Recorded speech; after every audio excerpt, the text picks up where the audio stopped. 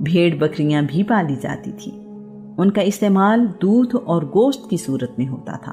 بھیڑ بکریاں تجارت کے لیے نہیں پالی جاتی تھی۔